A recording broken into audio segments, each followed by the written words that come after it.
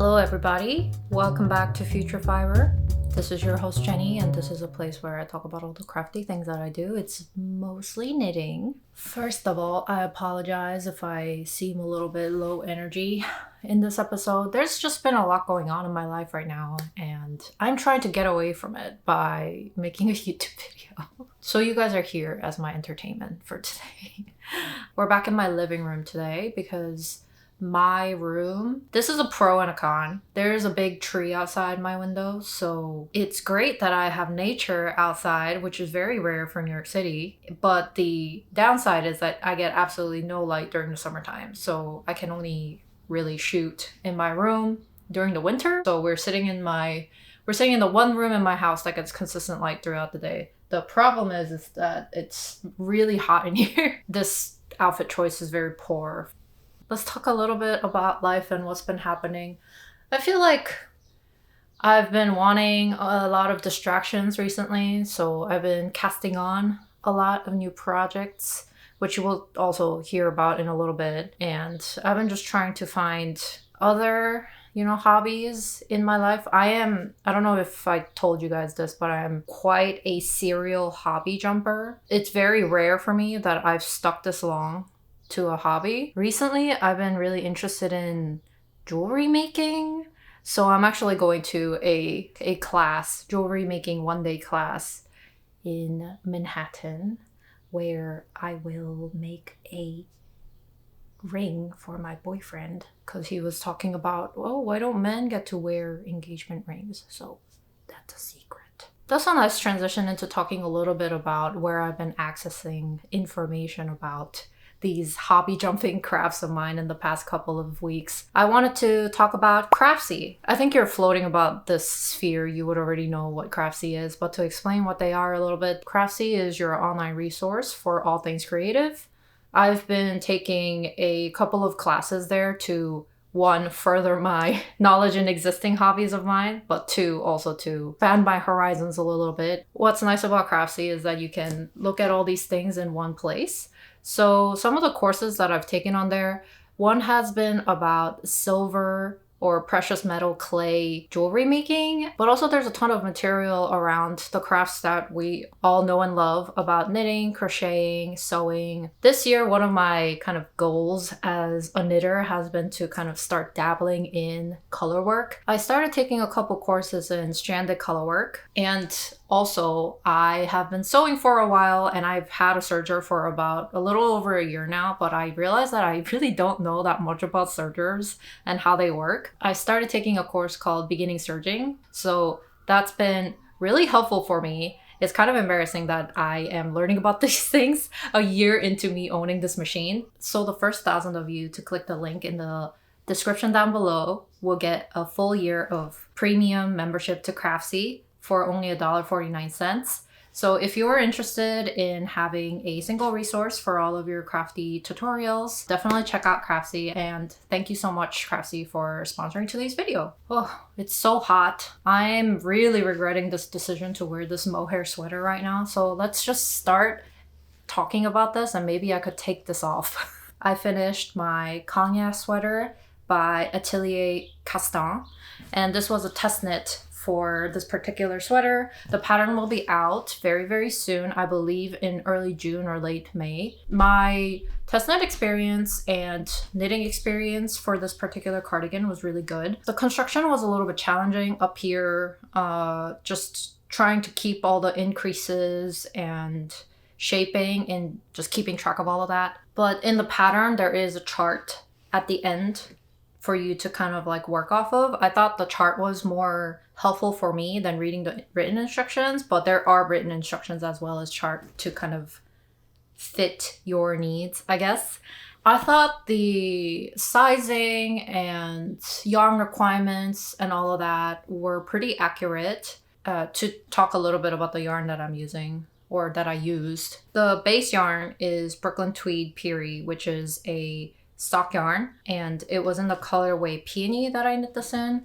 And then I also held it together with Brume, which is Purl Soho yarn. Brume is a little bit of a thicker mohair yarn, and I actually ended up, I think in the last episode I said that I was worried that I wouldn't have enough mohair, but I did have enough mohair. I just barely squeaked out this entire thing from it. But I didn't like particularly make the garment shorter or more cropped. I think I actually used more yarn and lengthened certain parts more than was like recommended in the pattern. So 3 balls of the mohair was perfect, and I ended up using a little over 4 skeins of the Brooklyn Tweed Peerie. So I think that works out to be exactly the yarn requirements from the pattern. So I thought that was really accurate. I just really enjoyed knitting this. It was really fast too, even barring the fact that it was a test knit,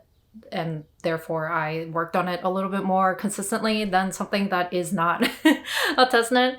But I just felt like the gauge, first of all, is 6mm. I knitted on 5.5 through the flat parts, and then I knitted on 6 for the arms, because knitting in the round, my gauge is a lot tighter than if I were to knit flat. And I think that worked out pretty well for me.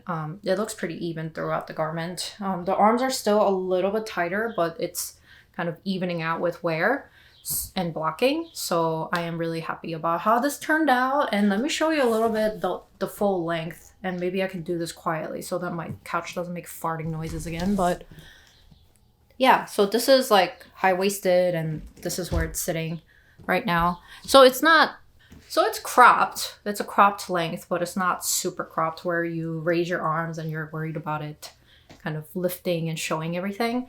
So I'm wearing this just by itself right now, and I normally find mohair pretty scratchy and not that pleasant to have right against my skin, but this has been okay. So I mean, the yarns are discontinued, so even if you wanted Purl, Soho, Brume, unless you find this somewhere, like, I don't know how helpful this review of the yarn is.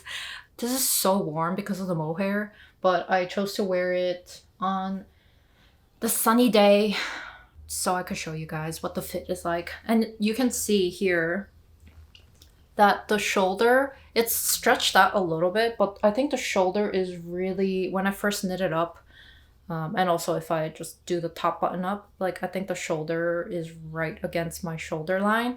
So as far as like the fit of the garment, I really like that, because I wanted to try knitting a like satin sleeve cardigan. So this, I would say this is a really good pattern to try if you were looking for something like that. Petite Knit is also releasing a satin shoulder cardigan, but that's like, you know, half sleeve like this.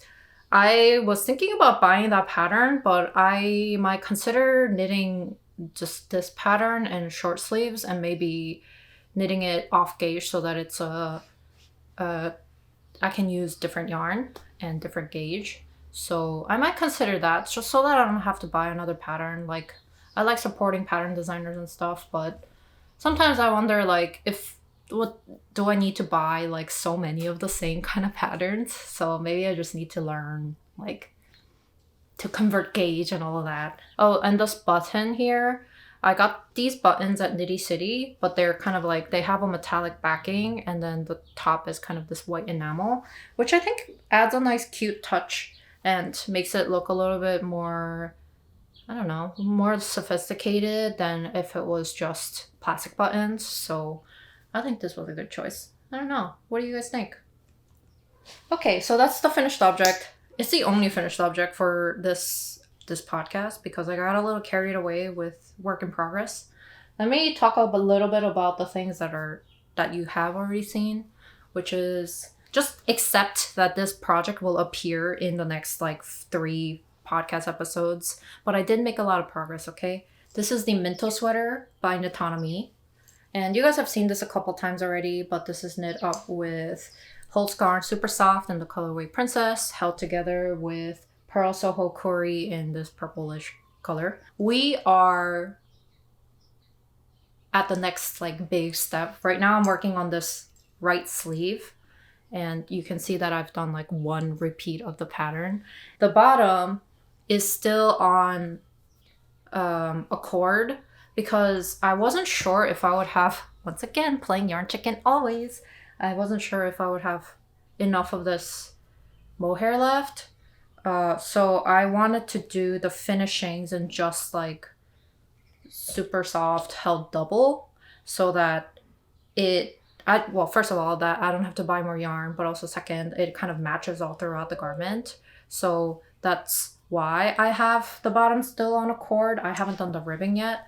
I'm hoping that I'll have enough yarn, but I'm pretty sure I won't, because this is how much I have left of like ball 1 of 3 that I have.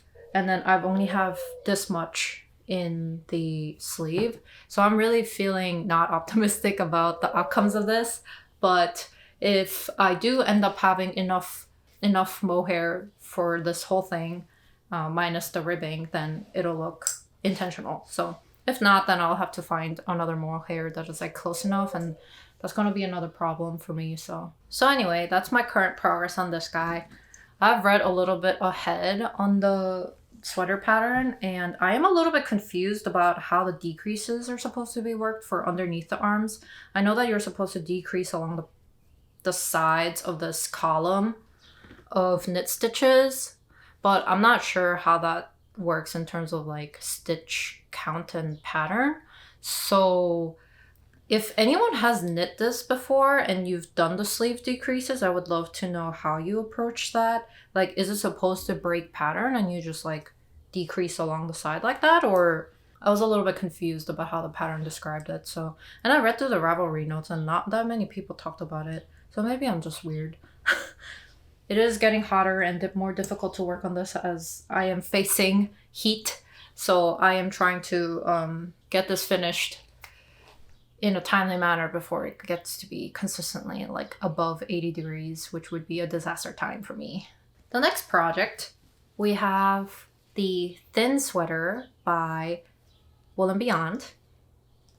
And this still looks scrunched up. It's because I have really tight, really small circumference needles, and it's just easier for me to knit that way. But I did separate the sleeves, as you can see. Very exciting, and now we're in stockinette hell. So yeah, not that much to say about it other than that I'm going to be taking this to a movie sometime soon. We're probably going to watch Mad Max at some point, so I will get a decent amount of the knitting of the body done there. I haven't tried this on yet, but I think I should. I am a little bit concerned about the fit of the body. I mean, I don't care if it's like too oversized, but I'm worried about the arm side being a little too short. So maybe I will try this on after this video and let you know how that goes. But the finishing of the neckline, you do have to pick up and knit a little bit more afterwards, but I thought it was an I-cord when I first looked at the pattern, but like reading through it again, it's just like a stockinette kind of edge that like rolls down. I guess that's a little bit more like trendy also to have like a rolled edge. So I thought that was interesting, and I am overjoyed to know that I don't have to do more I-cord because I've done my fair share of I-cord in the past. I-cord and double knitting in the past like couple of months, and I am so excited to not have to do I-cord again. That's the update on this. I will probably show this to you once I have a fair, maybe once I finish the body. I don't know. I'm hoping that I could put a decent dent on this once I go to the movies, or like once I carry around a little bit more. Knitting this to be long sleeves, but at this point I haven't really decided if I wanted to make it short sleeves. I think that would also be nice, but given the material, which is 100% wool that I got from Knit Farm Kingston, I am not sure if I should have a short sleeves, especially after that last video where I talked about the wearability of my summer garments. The yarn, as I'm working with it, is getting softer, so I'm kind of excited to see what this will look like once it's blocked and all finished. I'm sure the hair of the fabric will like come up more. Now that I'm knitting this though, doesn't this kind of like look like something the fiber is like natural, and I once again forgot to consider how this will look against my skin. I don't think the color tone is like really like 100% like good for me personally. And like I'm worried that the little gray bits will make the shirt have a dingy effect almost. But I guess I won't know until I finish, and I will just see. If it does have a dingy effect, I will just have to over dye it or something like that. So I'm still on the first ball or skein. There were like over 300 yards in each skein, and I have 3 skeins, and I have this much left. So I definitely think I will be set with the amount of yarn that I got. I don't think I'm playing too big of a yarn chicken here today, so I'm excited about that. And that's the update on my thin sweater by Wool and Beyond. Now I want to talk about another pink but anti-seasonal, not proper for this upcoming season project that I have on my needles right now. You've seen these yarns before. This is the Gigi Bonin yarns hand-dyed yarn. I think this was the colorway Peppermint. It was like a holiday special. I don't think they make it anymore. And this was Magpie Fibers mohair, which I thought was not mohair, and Suri alpaca. And then I got home and found out that it was mohair, and I was tricked. I tricked myself into such a thing again. So I'm holding these together to create. I was kind of contemplating, like, I love this yarn, like I really like how it looks. I wonder what I should make with it. And at first I thought maybe holding it together I could make some sort of top or whatever, but I also need to be honest with myself. I don't love wearing mohair. I don't love, like, I like the fuzziness and view, like the look of it, but it really isn't that practical for me in terms of like wear. So I am trying to do less mohair yarns just because I don't find it as breathable and it's super hot. So I went the boring approach, and I am making a scarf slash bandana. It's like a happy little pizza right now. I really like the color combination of this. I think it's so cute. So it will be a nice like winter point accessory for me. And having this like kind of closer to my face, I think would be fun, you know? So we're continuing on that pink train. But the pattern that I am working off of is the Easy Peasy bandana. Is a free pattern actually by Paulastrickt. And I've knitted a couple of their patterns before, and I found them pretty easy to understand. And this one especially is really simple. It's just the same thing back and forth. I think I've seen a couple of other designers that also sell similar kind of designs for scarves and bandanas. So if you were looking for this kind of just stockinette pizza triangle, I would recommend this pattern. This I find much easier to kind of knit mindlessly compared to other little tiny scarf things that I've knit in the past, like the Petite Knit Sophie scarf. I found that one not particularly enjoyable because I just kept losing count of where I was in the increase. But this has been pretty easy for me to knit up while I'm like on a call or watching something. So yeah, I just cast this on like yesterday or something, so we did not get very far, but this is the update on what I'm doing with these 2 yarns. So I have cast it on. I'm not just hoarding this yarn for fun. So this is my proof to you that I am working with these yarns. Now we'll talk about the big project. This is why I only have one finished object this podcast episode, because the progress on this guy. This is the Simply Your Sweater by Sedna Knitting. And Sedna Knitting is a Korean designer, and she released this pattern for free. It's on Ravelry, so you can download it for free right now. And it goes up to, I believe, a 4XL in sizing, and down from an extra small. I am currently knitting the large size right now, but I believe my gauge is a little bit tighter than what the pattern suggested. So I wouldn't take like this as gospel of like, if you knit a large, this is how a large is going to turn out. But it's just a very basic drop shoulder. The fabric is kind of curling up, so you can't tell how far down the shoulder it comes, but it's about like there.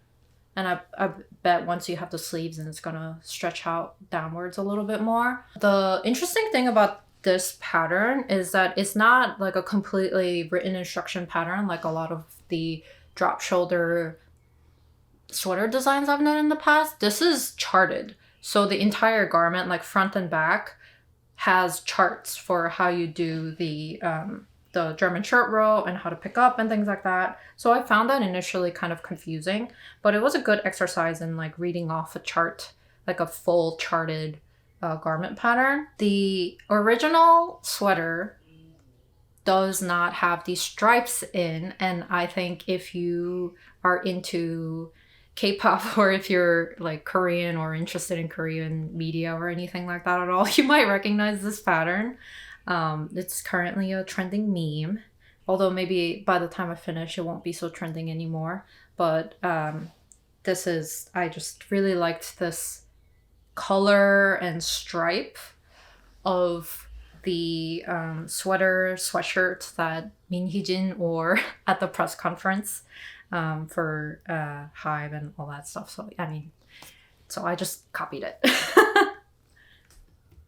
Yeah, so that's the progress in this guy. I made a lot of progress, right? Like I casted this on like a week something ago, and then I posted the swatch on Instagram stories, and a couple of people got the reference, which I thought was really funny. The yarn for this, I did not have it in stash, so I actually went to Knitty City when I got these buttons. I got the yarn for this as well, and I'll talk about the yarns as part of the acquisition. So let me just like see if there's anything else I wanted to share about this. The original pattern calls for 4mm needles, and it's supposed to be a combination of a fingering weight pattern or fingering weight yarn and a mohair to kind of like fill in the gaps. So it's supposed to make a more light and drapey fabric, but this is 100% cotton yarn, and I knit the top parts, so the flat parts, in 3.75 or 3.5, and then the circular part I am knitting with 4. So I believe the gauge should be a little bit tighter than the original pattern suggested. And I am knitting a large because I wanted it to be pretty oversized, but I think I could have even done XL and had it turn out well, but then I would have been at the risk of running out of yarn. So large it is, although I am kind of afraid that I don't have enough of this green color, so I might have to go back to Knitty City for it. I don't know, which will be a little distressing for me, but I guess anything for another trip to the yarn shop, I suppose. I'm at the halfway mark for how long I want the body to be. I do want the body to be a little bit longer than I usually knit my sweaters. I usually crop a lot of my sweaters, but I want this to be kind of like full length, like kind of coming like halfway down my butt kind of length. So I'm trying to kind of gauge that a little bit as I work on this. I realized that I don't really have any like striped sweater, so this will be my like first big striped sweater project, and I'm kind of excited for it. And I purposely chose cotton. Let's talk about the yarn that I'm using for this. I purposely chose cotton because I wanted this to not be so fuzzy. I have so many fuzzy things that I wanted something that will feel kind of dry. So the yarn that I ended up choosing for this is, I only have this much left on what I'm working on right now, is the Berroco Pima 100. And that's in the colorway Aloha for the green parts. And the knitting gauge that's recommended is 4.5mm needles. But obviously, as I told you, I was knitting on like 3.5 and 4. So the gauge is a lot tighter, and I kind of wanted to do that so that I could prevent it from kind of stretching, because I found that cotton in the past has stretched on me. So far, it's holding up really well. So I think I made the right choice in that. And it didn't feel particularly tight knitting on that tighter gauge. And I do also knit a little bit looser, so I will keep that in mind as you pick your needles. And the yardage for this is 219 yards or 200 meters per skein. And this is 100% Pima cotton. I really like this yarn. I did not expect to like cotton as much as I did, because I think in the past I've worked with cotton yarns that were a little bit on the cheaper side, and also the major experience I have with cotton is the Wool and the Gang Shiny Happy Cotton, I think it was. And I think that was just too thick of a yarn. And I really did not like how it felt in my hands. It felt very like squeaky, very dry. Didn't feel very pleasant to knit with. And also it was heavy, like the way that the yarn was kind of spun up and draped. I just felt like the balls itself were really, really dense and heavy. And it didn't really work it up nicely as garments. So I do have a cardigan, but I found that the cardigan has stretched quite a bit over time, and I really didn't love the result, and it also pilled. So I didn't find that it wore particularly well either. So I had a really negative bias against cotton, but working with this has kind of changed my mind about it a little bit. So I would be more open to working with like 100% cotton in the future. So thank you, Berroco, for changing my mind. And I actually, the sweater I'm also using a different yarn at the same time, which is this guy. So I have this for the stripes, and I bought 2 balls of the white for the stripe and like one for the single line of stripe that's going in between the white. The stripe yarn is Cascade Yarns Ultra Pima, and this is 100% cotton as well. But the yarn weight is a little bit different. This is 220 yards, 200 meters again, so similar yardage for 100 grams.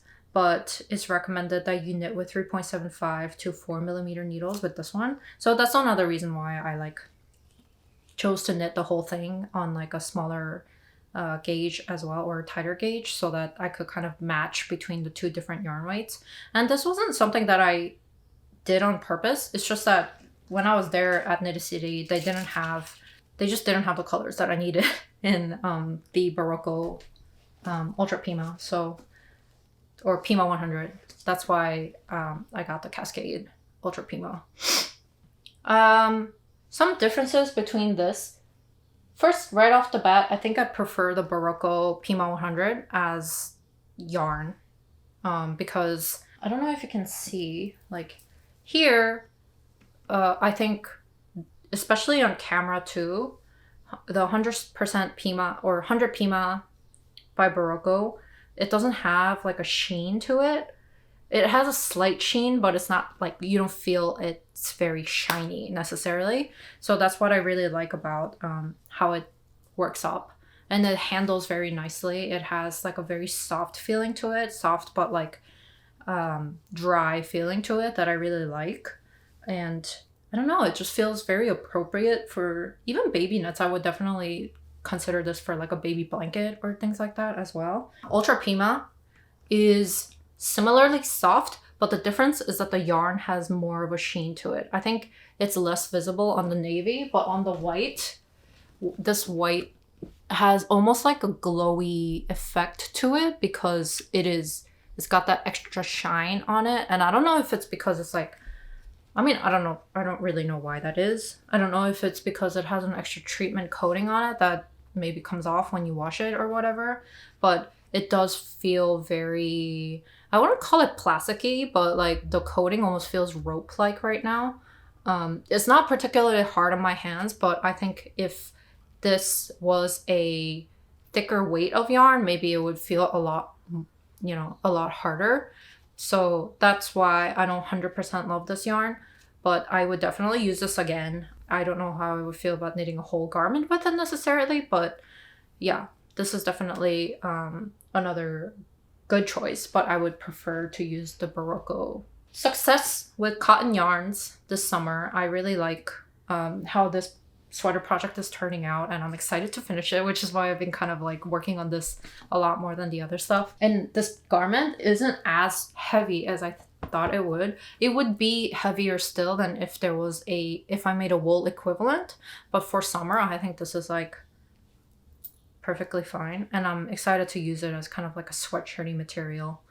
Oh, one other thing about the yarn is that most of the balls most of the skeins have been like completely fine, but there was one skein that had a kind of knot in the middle, and unfortunately I didn't do a very good job of hiding it, so it's kind of like sticking out in the fabric right here.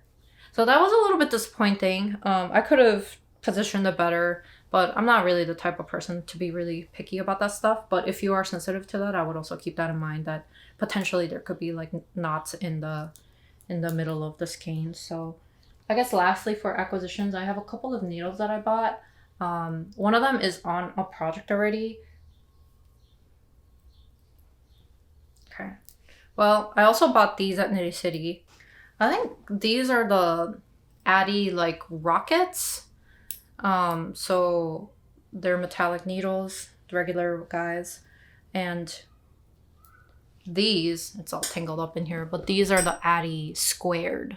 So you can see that it's got this pattern to it, and I thought it was interesting. And I know the Knitter's Pride also has like the cubics or whatever that are kind of similar concept.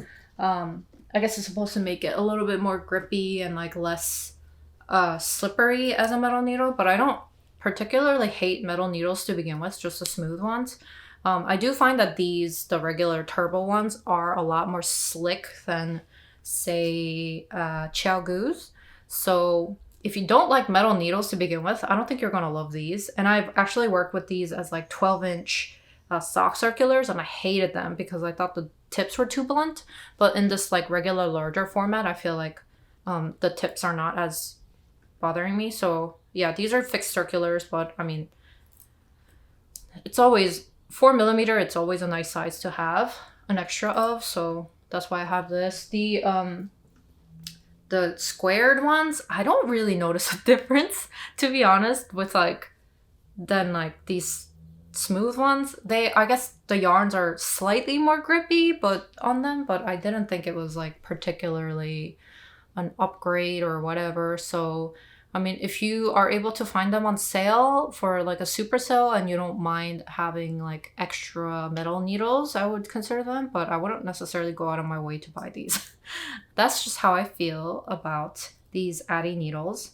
And I imagine they're on sale because they weren't doing too particularly hot at Knitty City. So if you were looking for some, they have them over there, and they were pretty reasonably priced, but I think I don't really need more needles, so that was just like a impulse purchase that turned out okay. I think that's all I have for this episode. Once again, I would like to thank Craftsy for sponsoring this video, and if you're interested, there's a link in the description box below for the first 1,000 of you to get the premium membership for $1.49. And I hope you guys are staying cool if it's starting to get hot in your area. I'm going to take this off and go sit in front of a fan now.